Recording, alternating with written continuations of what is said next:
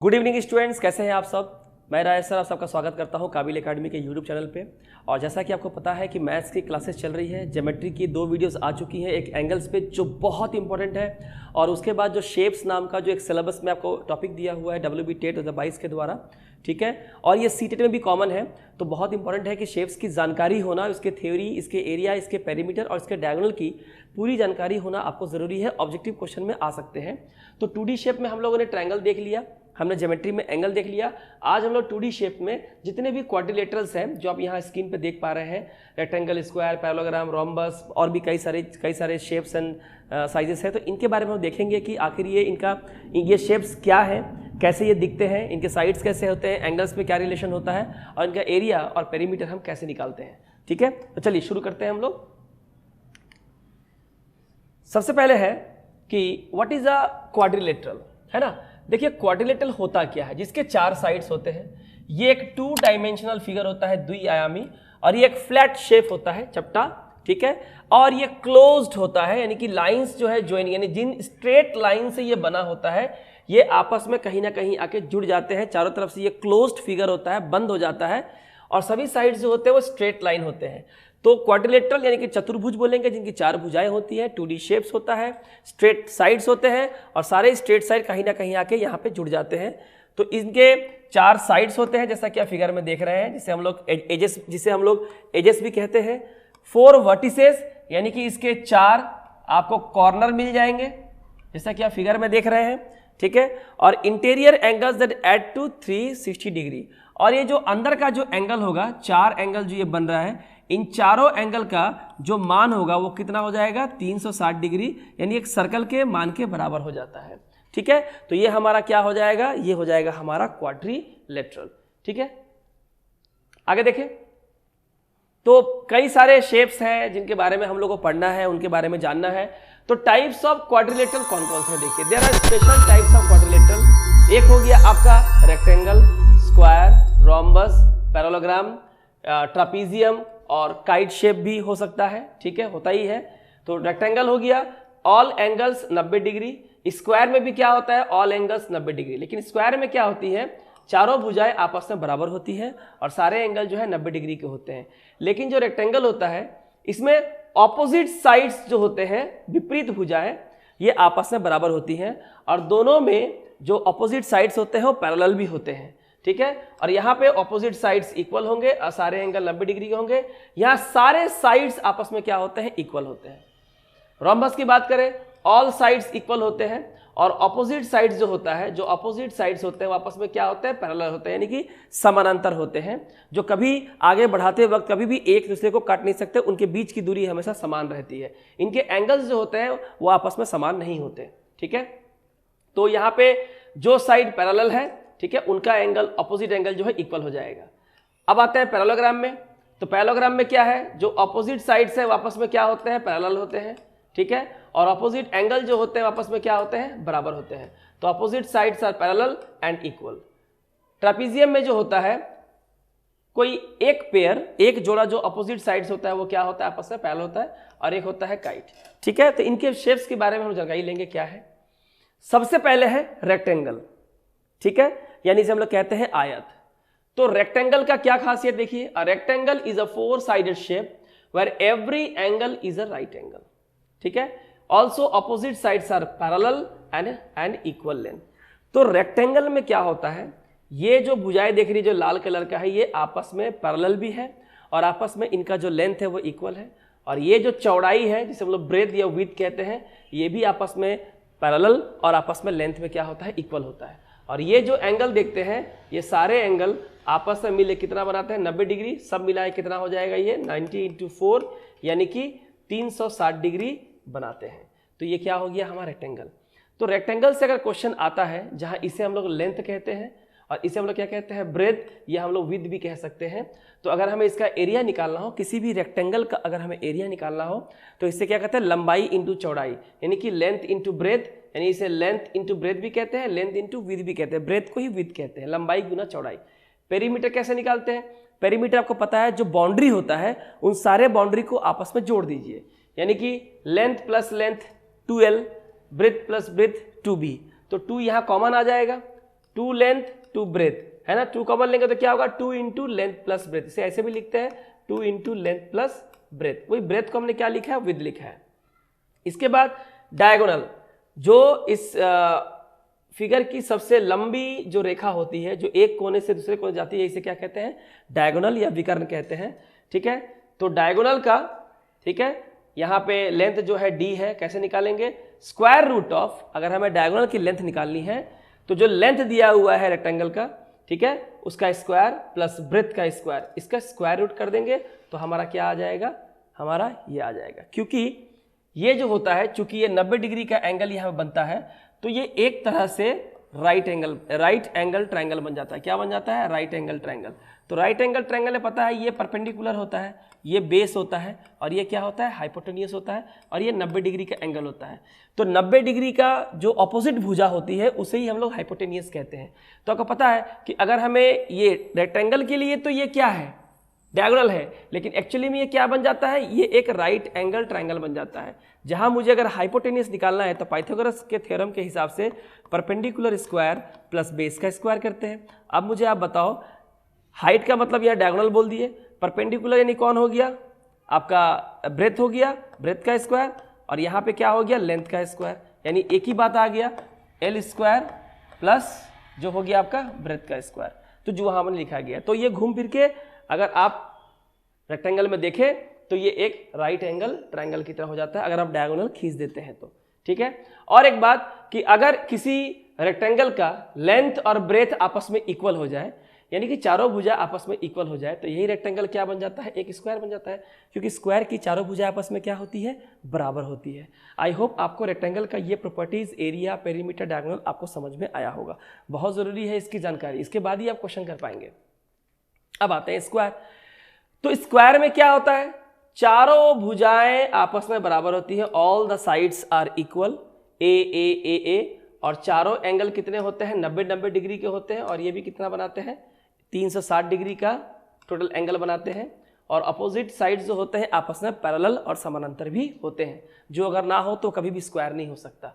ठीक है, तो ये हो गया। तो इसका पेरीमीटर कैसे निकालेंगे, पेरीमीटर यानी कि पूरी बाउंड्री, तो चारों साइड को जोड़ना पड़ेगा, ए प्लस ए प्लस ए प्लस ए यानी कि 4a।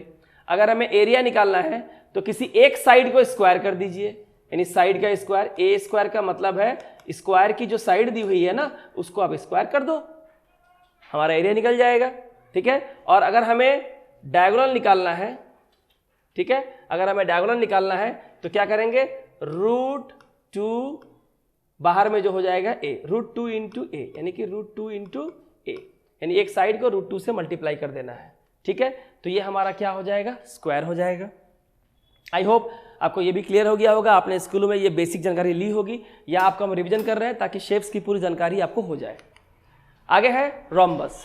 ठीक है, रोम्बस देखिए, a rhombus is a four sided shape where all sides have equal length. यहां भी रोम्बस में चारों भुजाओं की जो लेंथ होती है, ठीक है, वो क्या होती है, आपस में बराबर होती है। जैसे दिया है एस एस एस एस, ये चारों भुजाओं का लेंथ है s metre s metre s metre s metre, और opposite sides are parallel and opposite angles are equal. और इसकी जो विपरीत भुजाएं होती हैं ये आपस में क्या होती है, समानांतर होती है, और जो विपरीत एंगल है यानी कि ये बी और ये बी, ये आपस में बराबर होंगे, और यहाँ ऑपोजिट एंगल ए और ये आपस में क्या होगा, बराबर होगा। ये रोम्बस की प्रॉपर्टी है। ठीक है, क्या है, all sides have equal length, opposite sides are parallel and opposite angles are equal. Objective question में शेप से अगर क्वेश्चन ना भी दे तो आपको यहाँ पे फॉर्मूला, एरिया या कुछ रिलेशनशिप के ऊपर क्वेश्चन दे सकता है। ठीक है, अगर हमें रोम्बस का एरिया निकालना है, ठीक है, और कैसे निकाल सकते हैं, दो तरीके से, या तो डायगोनल दिया हुआ होगा या आपको हाइट दिया हुआ होगा। अगर आपको डायगोनल दिया हुआ है, डायगोनल ए और डायगोनल बी, तो आप रोम्बस का एरिया कैसे निकालेंगे, ये जो डायगोनल ए और डायगोनल बी जो है, इन दोनों को मल्टीप्लाई करके इसको क्या कर दे, हाफ कर दे। ठीक है, दोनों डायगोनल के लेंथ को गुना करके आधी कर देंगे तो आपको रोम्बस का क्या मिल जाएगा, एरिया मिल जाएगा। और अगर आपको डायगोनल नहीं दिया हुआ है, अगर आपको रोम्बस की हाइट दी हुई है, एल्टीट्यूड दिया हुआ है, तो आप क्या करें, इस रोम्बस का जो एक साइड होता है, चारों साइड इक्वल होते हैं, एक साइड और हाइट दोनों को मल्टीप्लाई कर दें, यानी कि रोम्बस की साइड इंटू रोम्बस की हाइट, दोनों को मल्टीप्लाई करने पे आपको क्या निकल जाएगा, आपको एक रोम्बस का क्या निकल जाएगा, एरिया निकल जाएगा। आई होप रोम्बस की ये प्रॉपर्टी आपको क्लियर हो जाएगी। आगे देखते हैं पैरेललोग्राम, है ना, समानांतर चतुर्भुज। अब parallelogram has opposite sides are parallel, इसकी जो विपरीत भुजा है आपस में पैरेलल होगी, ये इसके फीचर्स हैं, और समान भी होती है, यानी कि ये साइड ना केवल इसके समानांतर पैरेलल होगी बल्कि आपस में क्या होगी, बराबर होगी, यानी opposite sides are parallel and opposite sides are also equal. Also opposite angle भी इक्वल होंगे, सेम ये एंगल आपस में बराबर होगा, मैंने ए नाम दे दिया आपको समझाने के लिए, और ये एंगल जिसका नाम बी है, दोनों आपस में क्या होगा, बराबर होगा। हाइट, यहाँ पे ये हाइट नहीं है, हाइट जो है हम यहाँ पे इस तरह से ड्रॉ करते हैं, यहाँ देखिए, यहाँ से जो आप सीधी रेखा खींचेंगे जो इसके ऊपर बेस के ऊपर 90 डिग्री का एंगल बनाता है, तो ये हमारा क्या हो जाएगा, हाइट हो जाएगा। ठीक है, तो अगर हमें बेस और हाइट अगर हमें पता है, यानी अगर हमें बेस दिया हुआ है और ये जो हाइट है, अगर ये दो चीज़ें पैरेललोग्राम में दी हुई है, तो पैरेललोग्राम का एरिया कैसे निकलेगा, बेस और हाइट को मल्टीप्लाई करके, यानी area of a parallelogram is equal to base into height.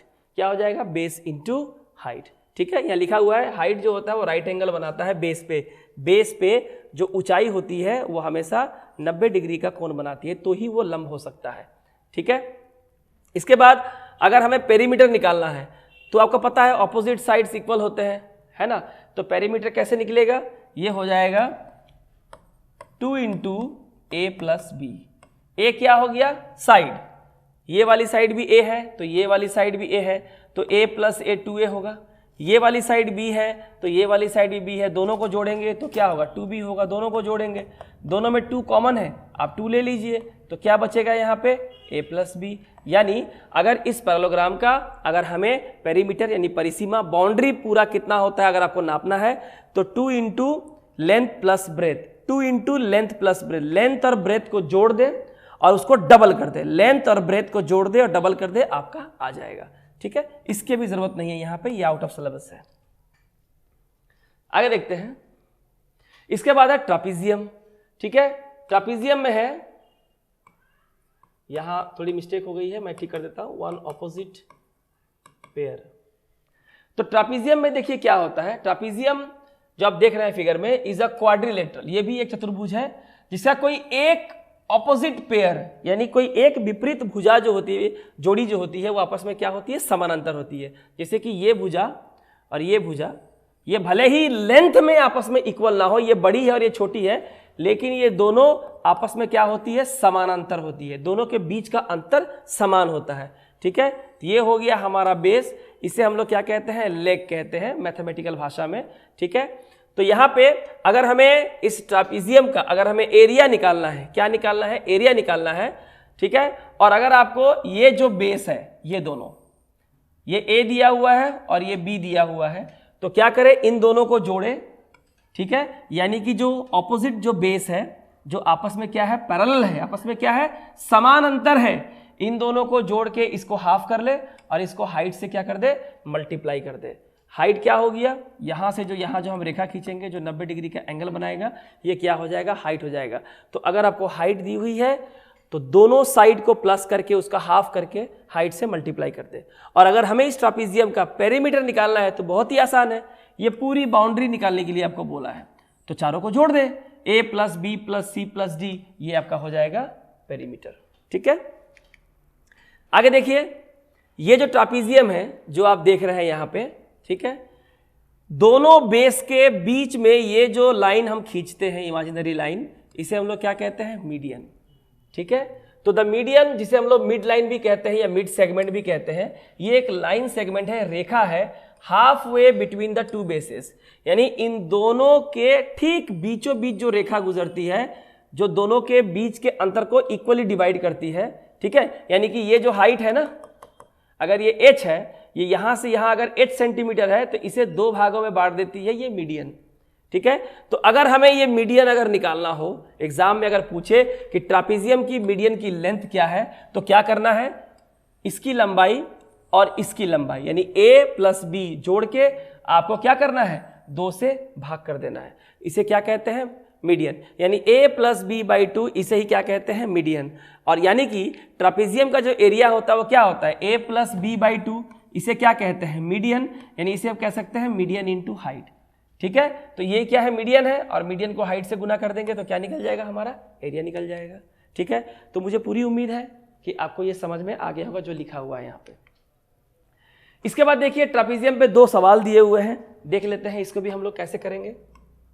दिया हुआ है एक ट्रापेजियम जिसके 2 बेस हैं, आपको पता है बेस ए और बेस बी दोनों की लेंथ दी हुई है, और 3 मीटर जो है वो हाई है। ठीक है, क्या निकालना है, एरिया। तो कैसे निकालते हैं एरिया ट्रापेजियम का, बताइए। ट्रापेजियम का एरिया कैसे निकालते हैं, a plus b by 2 into height, दोनों साइड दी हुई है 6 प्लस 4 बाई 2 इंटू हाइट, तो 6 और 4 10, 10 का हाफ कितना हो जाएगा, ये 5, और हाइट कितनी दी हुई है 3, तो 5 3 कितना हो जाएगा 15 मीटर स्क्वायर, है ना। 6 और 4 10, 10 का हाफ हो जाएगा 5, 5 इंटू 3 कितना हो जाएगा 15 मीटर स्क्वायर। एक ट्रापेजियम है जिसके चारों साइड दिए हुए हैं 5, 12, 4 और 15, और आपको क्या निकालना है, पेरीमीटर। तो पेरीमीटर का मतलब होता है कुल बाउंड्री कितनी है जो उसे घेर के रखा हुआ है। तो अगर हमें ट्रापेजियम क्या निकालना है, पेरीमीटर निकालना है ट्रापेजियम का। ठीक है, तो कैसे निकालेंगे, a plus b plus c plus d. Perimeter में सारे बाउंड्री को जोड़ दीजिए, लेंथ को, साइड को जोड़ दीजिए, उसके लेंथ को, आपका पेरीमीटर हो जाएगा। यानी 5 प्लस 12 प्लस आपका 4 प्लस आपका 15, ये क्या हो जाएगा, सेंटीमीटर। तो ये कितना हो जाएगा, 15 4 19, 19 और 10 29, 2 31, 31 और 5 36 सेंटीमीटर। ठीक है ना, तो 5 4 9 2 11 16। ठीक, ये हो गया आपका आंसर। तो ये हो गया ट्रापेजियम पे 2 बेसिक सवाल, क्योंकि बहुत ही बेसिक से सवाल ही आएंगे, ज्योमेट्री से बहुत हाईफाई नहीं आएगा। लेकिन मुझे लगता है कि क्वेश्चन से ज़्यादा शेप्स की जो जानकारी मिल रही है इसके ऊपर ऑब्जेक्टिव क्वेश्चन आएगा, जो मेरा अनुभव कहता है। इसके बाद देखिए काइट है, यानी पतंग जो आप देख रहे हैं, ये भी एक शेप है। तो ये भी काइट है, इसके 2 पेयर ऑफ साइड्स है, यानी कि यहाँ 2 यहाँ 2, यानी 4 भुजाएं हैं। Each pair is made of 2 equal length side, यानी कि इसकी लेंथ अगर a है तो इसकी लेंथ भी a होगी, ये लेंथ b है तो ये लेंथ भी क्या होगी, b होगी। और ये जो आप देख रहे हैं ये क्या है, इसका डायगोनल, ये क्या है, इसका विकर्ण। तो अगर हमें किसी काइट शेप का, अगर हमें एरिया निकालना है, किसी काइट शेप का मुझे एरिया निकालना है, और उस पतंग की अगर हमें दोनों विकर्ण दी हुई है, दोनों डायगोनल अगर हमें दिया हुआ है, तो दोनों डायगोनल को आपस में मल्टीप्लाई करें, that is p into q. इन दोनों डायगोनल की लंबाई को मल्टीप्लाई करके क्या कर दें, इसका हाफ कर दें। यानी पतंग की दोनों डायगोनल को मल्टीप्लाई करने से जो आता है उसका अगर हाफ कर दे तो पूरे पतंग का आपका क्या निकल जाएगा, एरिया निकल जाएगा। और अगर हमें इसका पेरीमीटर निकालना है तो कुछ नहीं है, a प्लस a 2a, है ना, और b प्लस b कितना हो जाएगा 2b। और अगर पता है 2 यहाँ पे कॉमन है तो क्या बच जाएगा हमारा, a प्लस b, यानी ये हो गया फॉर्मूला, है ना। तो ये हो गया।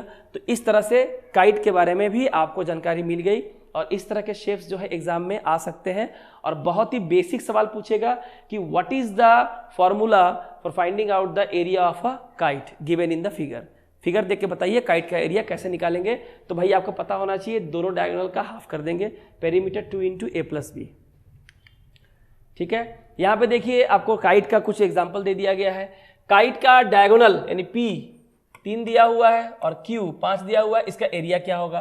तो बताइए काइट का एरिया कैसे निकालेंगे, हाफ करके a प्लस बी या p प्लस क्यू जो भी है, हाफ, ये है 3 और ये है 5, तो ये कितना हो जाएगा 8, यानी कि 4 सेंटीमीटर स्क्वायर। कितना हो जाएगा 4 सेंटीमीटर स्क्वायर।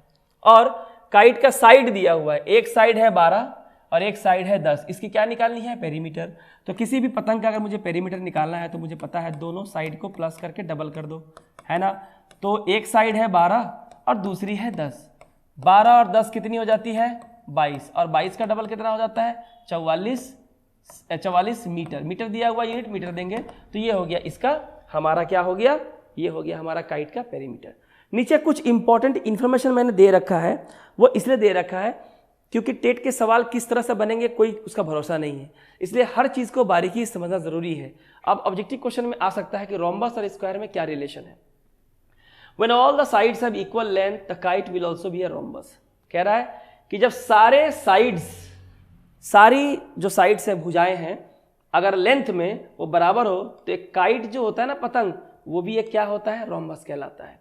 यानी एक काइट की सारी भुजाएं, क्योंकि सारी भुजाएं बराबर हो ऐसा पतंग भी तो बनता है ना, और दो भुजाएं आपस में बराबर हो ऐसा पतंग भी बनता है, हर तरह के पतंग बनते हैं। तो किसी पतंग का चारों भुजा अगर आपस में बराबर हो जाए तो वो रोम्बस कहलाता है।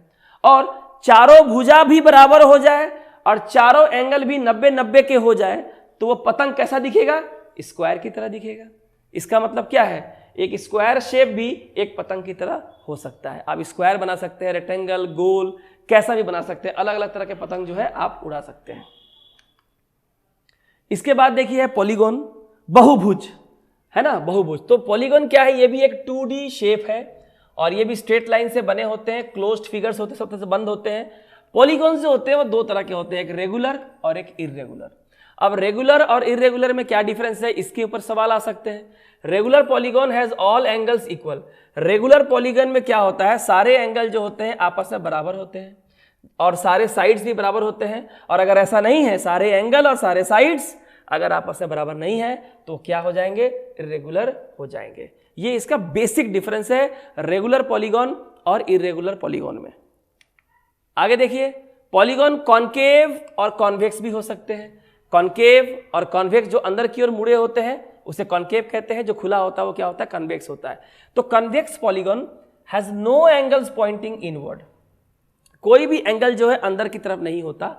मोर precisely, no internal angle can be more than 180 degree. यानी जो कन्वेक्स जो पॉलीगॉन होता है, इसका जो भी एंगल जो होता है, जो आप यहाँ पर देख रहे हैं, कोई भी एंगल जो है 180 डिग्री से ज्यादा नहीं हो सकता। अगर वो 180 डिग्री से ज्यादा नहीं है, कम है, तो वो कॉन्वेक्स है। इफ कोई भी इंटीरियर एंगल किसी भी पॉलीगॉन का अंदर का भीतर कोई एंगल अगर 180 डिग्री से ज्यादा हो जाए, ठीक है, जैसे कि आप यहां देख रहे हैं 180 डिग्री से ज्यादा हो जाए, ठीक है, तो ये क्या हो जाएगा, वो पॉलीगॉन क्या हो जाएगा, कॉनकेव हो जाएगा। मतलब एक गुफा की तरह बन जाएगा। कैसा बन जाएगा, एक गुफा की तरह बन जाएगा। Think concave has a cave in it, ठीक है। तो यहाँ पे जो है रिफ्लेक्स एंगल बन रहा है जिसका मान 180 से ज्यादा और 360 से कम होता है। तो ऐसे पॉलीगॉन कॉनकेव हो जाते हैं और जिन एंगल्स का मान अंदर का 180 से कम हो उसे हम लोग कॉन्वेक्स पॉलीगॉन कहते हैं, ठीक है। इसके बाद यहाँ पे कुछ आपको स्लाइड दिए हुए हैं, अलग अलग तरह के पॉलीगॉन। आपका ट्राइंगल है, 3 शेप होते हैं, ठीक है, 60, अगर तीनों साइड इक्वल है 60 डिग्री का होगा मिनिमम। क्वाड्रिलेटरल जो है 4 साइड होते हैं, पेंटागन 5 साइड का, हेक्सागन 6 साइड का, हेप्टागन 7 साइड होते हैं और ऑक्टागन जो होता है जिसमें 8 साइड होता है। और भी बहुत कुछ हो सकते हैं और इनका अलग अलग जो डिग्री का मान है, एंगल का मान है, वो मैंने दे रखा है। और यहाँ बोला है कि किसी भी n साइडेड पॉलीगॉन, कोई भी पॉलीगॉन जिसमें n नंबर ऑफ साइड हो, 3, 4, 5, 6, जो भी उसे n कहते हैं, अगर हमें उसके सारे एंगल का मान, सारे एंगल का योग निकालना, जितने भी एंगल है सबको जोड़ के कितना आता है, तो आप ये वाला फॉर्मूला यूज करें, n-2 इंटू 180। यानी n माने उसका नंबर ऑफ साइड, उसमें से 2 घटा दे और 2 घटा के उसे 180 से गुना कर दे। Each angle of a regular polygon, कोई भी अगर रेगुलर पॉलीगॉन हो, क्या हो, रेगुलर पॉलीगॉन, उसके प्रत्येक एंगल का अगर मान निकालना है तो क्या करेंगे, n-2 यानी कि जितने भी साइड है 2 माइनस करें, 180 से गुना करें और उसे उसी नंबर ऑफ साइड से भाग कर दें। जितने उसमें साइड है, 5 है तो 5 से भाग करें, 8 है तो 8 से भाग करें।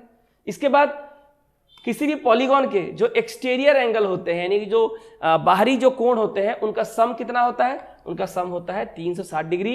ये एक नंबर का सवाल आ सकता है कि what is the sum of all the exterior angles of polygon, तो इसका आंसर हो जाएगा 360 डिग्री। बहुत ही इंपॉर्टेंट है।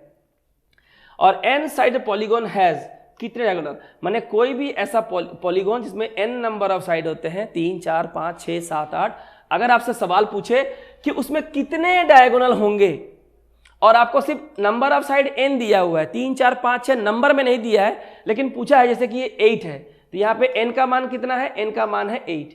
पूछा है इसमें कितने डायगोनल होंगे, कितने डायगोनल जो है बन सकते हैं, तो अगर ये निकालना हो तो क्या करेंगे, n into n-3 divide by 2 यानी कि हाफ कर देंगे, तो उस पॉलीगॉन में कितने डायगोनल्स होते हैं वो आप आसानी से निकाल सकते हैं। यहां से कुछ ना कुछ सवाल आपके एग्जाम में जरूर आएंगे, ऐसा मुझे लगता है, ठीक है, इसलिए इसे करना बहुत ज़रूरी है। आई होप आपको ये समझ में आ गया। उसका स्क्रीनशॉट ले ले, बार बार वीडियो को देखें, फॉर्मूला देख ले कैसे मैंने किया है, सम है, ईच एंगल है, एक्सटीरियर एंगल का सम है, और डायगोनल कैसे निकालते हैं।